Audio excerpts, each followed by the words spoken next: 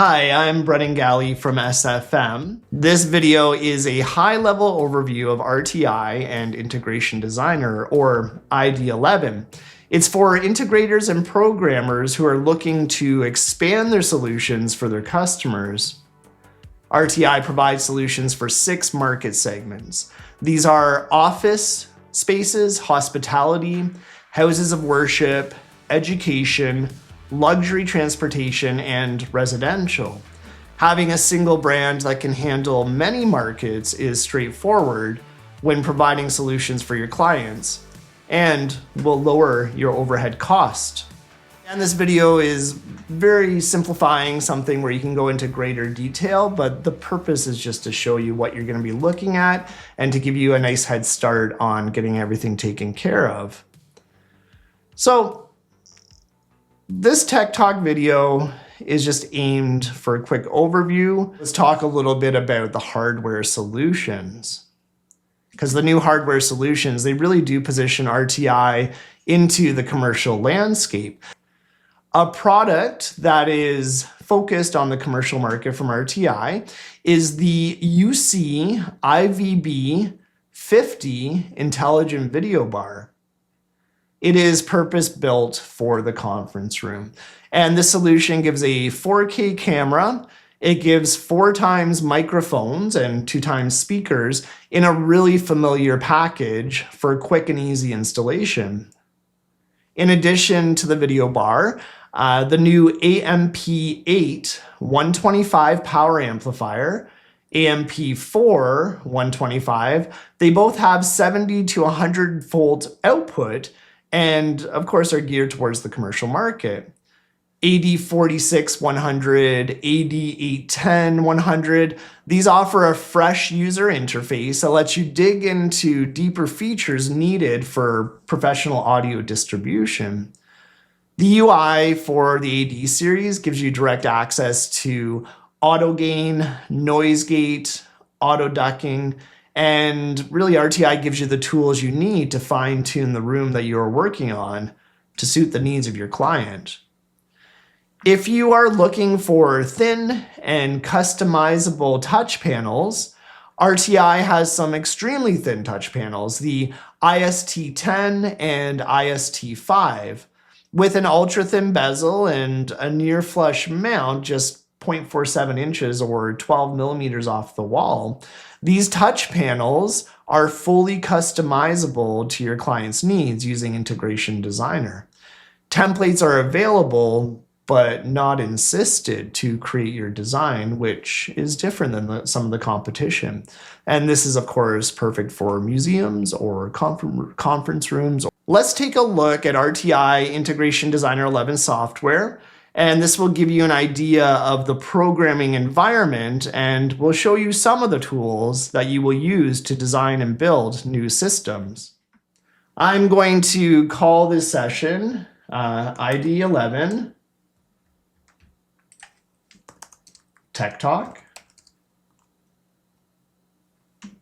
And we're going to push save. And when I do that, it prompts me right away to add a processor. RTI offers an assortment of processors, and what you use will be based upon your needs. If you are putting together a single room solution, you can likely use the XP3.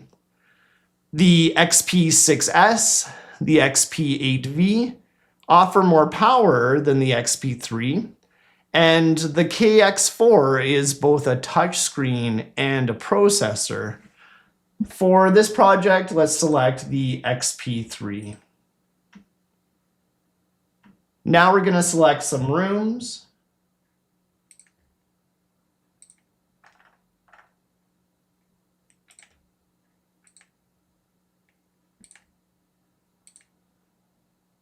There we go.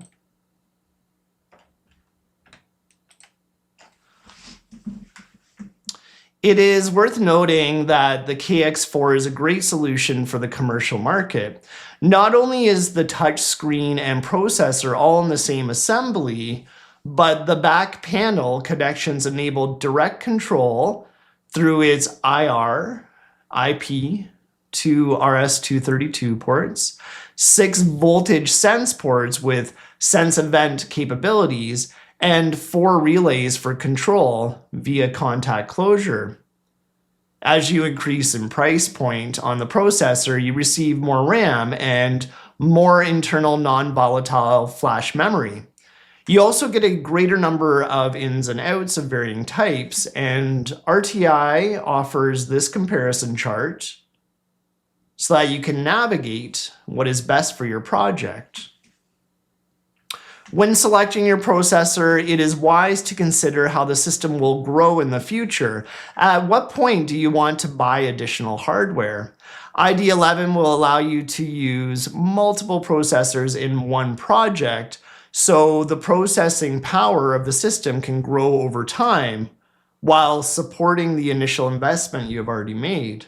Another thing to note is that the RTI panel license is associated with the MAC address of the processor it is on. In other words, it is associated directly with the hardware. This means that to have the license carry over to updated systems, you will keep that processor in the new adaptation. The RTI panel license allows you to create customized Android and iOS user interfaces. So we've now selected the processor, we've now selected some rooms, and we can now go in and take a look at the drivers that we want to add to the project. So in the workspace, I'm just going to click up here, and we're going to take a look at the environment where we add everything. You can see if I go to controllers, let's add in first a couple panels, a couple of different ways to control this. So I'll do RTI panel, and I'll do it for the iPad. I'm going to select for this one, it's going to be global. This one will go for the entire house. So RTI panel global, and we're going to click next, and that will allow me to name it. So I can say like global iPad. And we're going to add that device. I can maybe also add, let's say a KX4, so one of those really great touch panels that has all the processing power in it. And maybe this one is in my boathouse. So we're going to click next, and I can add whatever pages are in there onto the device already. So now I have a couple devices in there. One more, let's do the virtual panel. Virtual panel comes for free with every single processor, and I can store this on a computer, and we'll talk a bit about that more later on in the video. We're going to now just hit that, and we've now added that into the actual system. So when you are selecting your different drivers, let's go and take a look at what we have in here. It's important to select where they're going to go, if it's going to be global or in a specific room. And this is for more of the automatic template-driven programming that will happen in the future as we're designing how a room works when it turns on all the AV, when it turns on the power, and that kind of stuff. So the Open API drivers for ID11 enable third-party comprehensive support. The vast majority of AV and system equipment already have a driver available. The large community of RTI driver developers have made third-party drivers for many pieces of gear. And they're available as well to code new drivers for you if you and your customer have the need. RTI also has a large assortment of infrared or IR programs already inside of there, and you can find those just here under the infrared tab. If you do not see the IR codes in the software or on the RTI forum, you can use the IR Pro to capture codes directly from the remote. The IR Pro is used to reliably capture almost any infrared code, regardless of code format, frequency, output strength, battery condition, alignment position, or location of the infrared emitter. If you do not see IR codes in the software or on the RTI forum, you can use the IR Pro to capture codes directly from the remotes. The IR Pro is used to reliably capture almost any infrared code, regardless of the code format, frequency, output strength, battery condition, alignment position, or location of the infrared emitter. Also, if the device you're looking to control does not have a IR or a driver available, you can use the generic two-way string driver. This will allow you to control a device with an RS-232 port or other equipment that accepts TCP or UDP commands. Let's take a look at that driver together. We're going to go into drivers here, and then I'm going to go to search. And in here, I'll just do two-way, and that's going to bring up my two-way string driver. For this one, let's put it into the galley, into the kitchen, and we're going to say next. And again, you can see what devices I've already added. So I have this virtual panel and the global iPad that are part of that particular room. And I'm going to say add device. So that's now brought that device in for the galley. Let's press close here. And we'll pull up the Integration Designer 11 software. And you can see now on the left-hand column that I have all of my different controls available. If I want to shrink those, I'll just push this minus and I can expand them all here. Or of course, I have separate expand and shrinking on the left here as well. Let's highlight the two-way string and let's investigate this together. So if I go to driver properties, I can see the connection type available right here. I have my drop-down menu, so I can do TCP, UDP, or serial port. We'll do serial port for this application. And then I get all of the pertinent information to make that actually function how I need it to. Now, with the setup, drivers are different from one to the other. And the way that I navigate this at the top is I go to the driver info tab. And you can see inside of the driver info tab, I get all of the details that I need to make this work right away. And this is really important the first time you use a driver. It will just save you a bunch of time once you sort of know the rules and the way to apply it into there. So we already have a few devices in here. Let's talk a little bit about the RTI panel that we added earlier. So like I said, RTI panel, you can purchase it as a single license or a multi-license. If you know that your customer is going to need 3 or more iOS or Android device interfaces in their system, you should use the multi-license. This will give them the ability to have unlimited device options. And like I mentioned, the license is authorized through the MAC address of your processor, so you will keep the original processor as the system expands.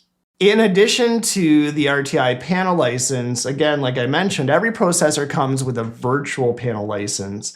And this is perfect for running on a laptop or a desktop, but it's also great for testing commands without the need to update hardware with every single change. It makes things really quick as you're designing, making sure that all the equipment is behaving how it should. Let's go and take a look at the virtual panel. And you can see here that I can highlight all these different pages that have already been created. I'm going to right click and say that I would like to add a new page.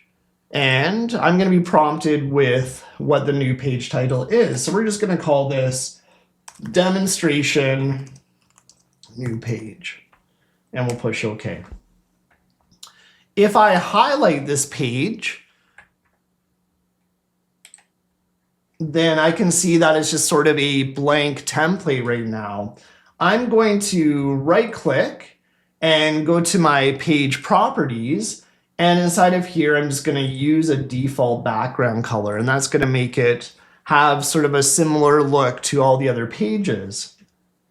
I'd like to add some buttons onto here, but first I have to go to the top right and I have to add a layer to put those buttons onto. So we're just going to call this layer 1, and let's take a look at what this looks like. So here's the interface, and I'm just going to call this layer 1, and I'm going to say OK, and now that has created this layer 1 in the main interface.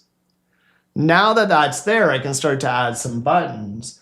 In the bottom left, I'm going to go to my pencil tool, and I'm going to go to my drawing button selection, and I can just go in and just draw a square. I can do different shapes if I want to, and we'll just do quick examples of all these for you.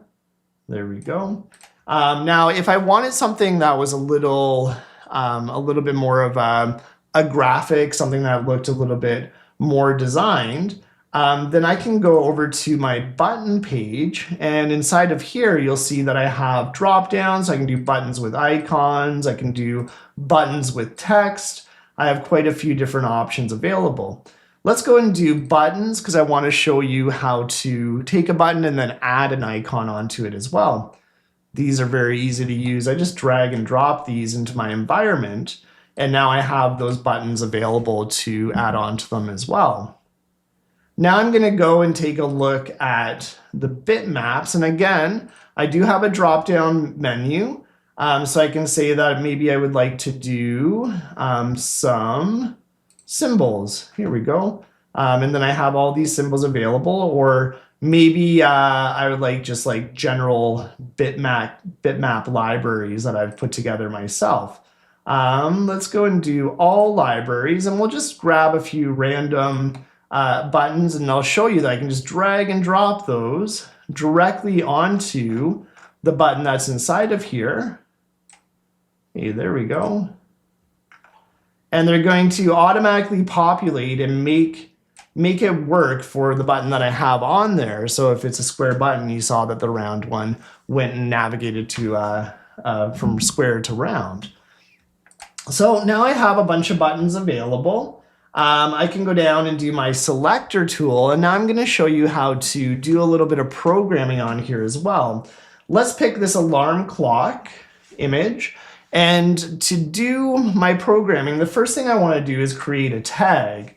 So I'm going to say alarm clock, and we're going to just press enter. And on the left pane, you've now seen that it's given me the option of where I would like to assign the commands. Let's go and do, for this one, we'll do the gym. This is going to be what happens in the gym. And now I can see that it's asking me to drag and drop some macro controls onto there. If I go to macro, I can now have all of these options available, and these are just a matter of bringing them down into the environment. I, of course, can stack as many as I'd like to. I can do time delays. I can have all kinds of different functions inside. And then up in this navigation, I'll highlight, and then I can just like delete any macro that I've put into there. If I do select device, it's going to take a look at all the devices that are around. And you know what, for this one, it's actually going to the gym, and I want to add the two-way string driver. So let's do another command and put it onto here, and I'm going to see now that the two-way string driver is available because I've selected that room.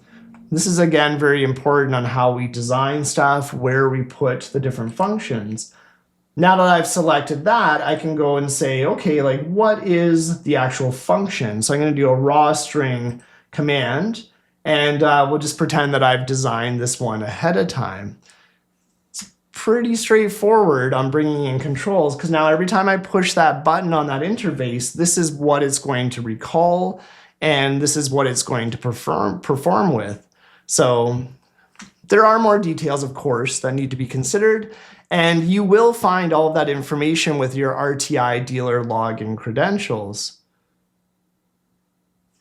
I want to show you something else as well, which makes this very usable for many different markets. On the left-hand side, I'm going to select my processor, and you can see that I actually have events up in the top left.